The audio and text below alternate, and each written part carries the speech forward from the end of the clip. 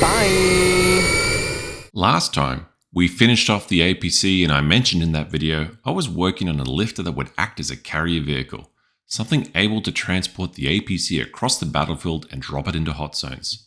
Well, here she is. She's built for speed, quick deployments, and she even looks pretty.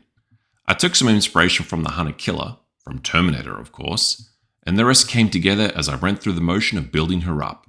All we need to do now is get her printed and painted up. And with printing underway, I was able to turn my attention to the paint job. For this, I took a trip down memory lane and found myself looking at old books like The Art of District 9, and I didn't stop there. I soon found myself eating up a lot of Weta's incredible work from over the years. But secretly, I was trying to get away from the continuous AI slop that keeps filling up my Pinterest search. I have a lot of feelings about AI, and some of it might even surprise you. But for now, we'll save that for another day. Turning the pages of these old artworks felt like coming home.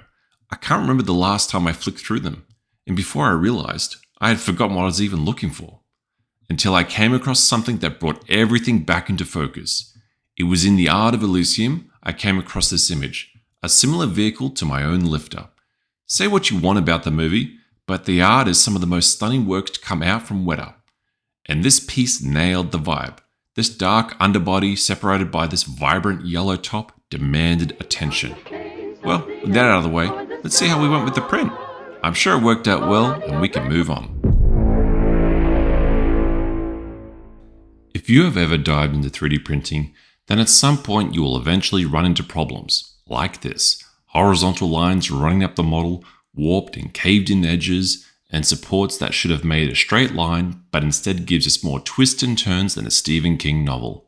This is what people mean by 3D printing fatigue, because now I need to go back into the computer, figure out a new way to split the model up, then plan out its new supports and print it again. And if that doesn't work, I have to repeat all the steps, and don't get me started on the dirty toxic cleanup phase of resin. At some point with failure after failure, something begins to burn in the back of my brain. What am I doing wrong? And you know what? I think I've learned something that I want to share with you. Most people will tell you, you need more supports. And while I don't really disagree with that advice, simply adding more supports leads to a lot more cleanup and doesn't really prevent straight lines from collapsing in. 3D printing isn't an exact science. I want to focus on one specific problem that keeps occurring for me. Take this section where it's supposed to connect to the other side cleanly. Adding a bunch of supports to negate the problem, I've actually made this worse. So I've tried something a little different. By extending out a small section of the model, I can now simply remove it later on. This way, the section I extended out can have as many supports as I want without the worry of affecting the finish of the final model. Put simply, removing a section of the model is a lot easier to deal with than adding it in later. Finally, a successful print that I can continue with. And after a grey prime pass, it's time to move into the first base colour. And for this, I'm settling on some German grey.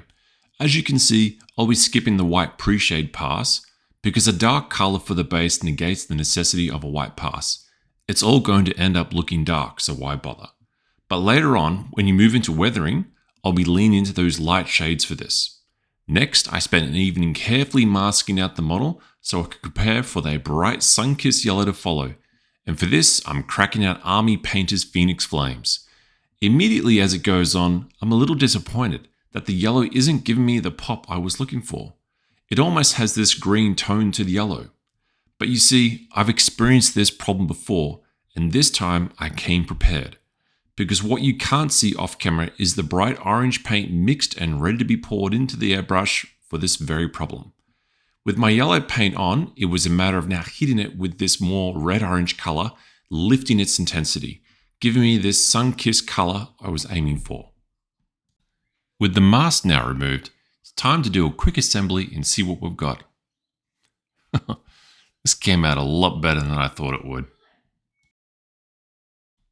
Last time when I attempted the pin wash, I ran into all sorts of issues with the printed layer lines acting as a channel, making the wash run uncontrollably all over the model. Having learned from my lesson, I remembered to apply a coat of matte varnish off screen.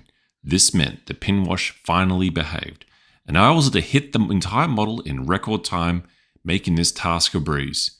Even touch-ups were quick and fast, allowing me to get back and enjoy the more important things of life, like spending time with the family.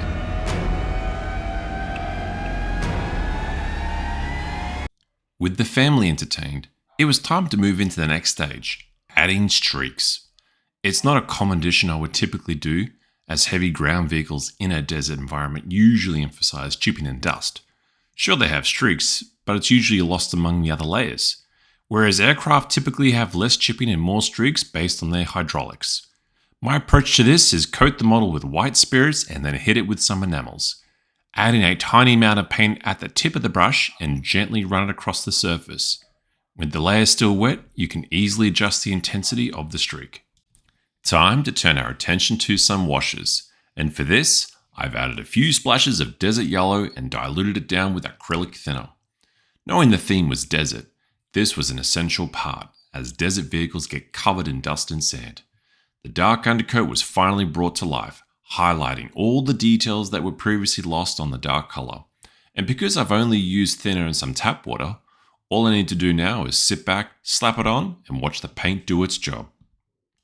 Even the bright yellow gets a splash of this, as it was important to homogenize the entire model. This next part was total disaster.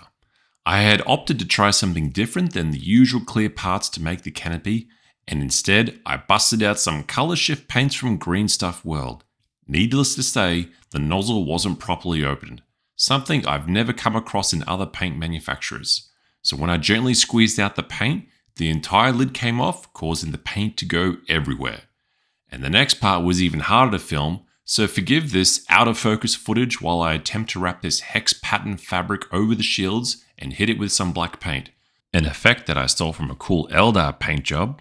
Looks cool, but hard to film because I'm an idiot. I haven't really spoken about the arms used to carry the APC, but considering the problems I have had in this build, they came out surprisingly well.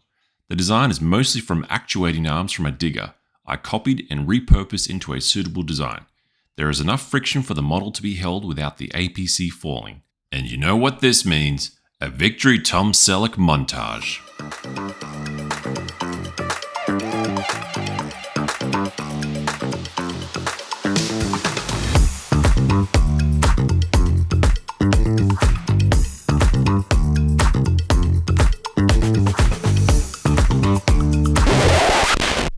Thanks, Tom.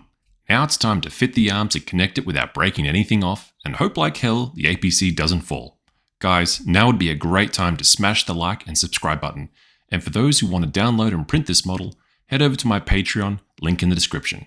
Thank you so much for your support and kind words. If you would like to support the channel, making a comment and giving it a like goes a lot further than you probably realize. YouTube to date has roughly 60 to 70 million active creators. A simple like won't cost you anything, but it tells the algorithm that the video is worth pushing and will reach a wider audience. Now enough of my shameless plug, let's look at the final reveal.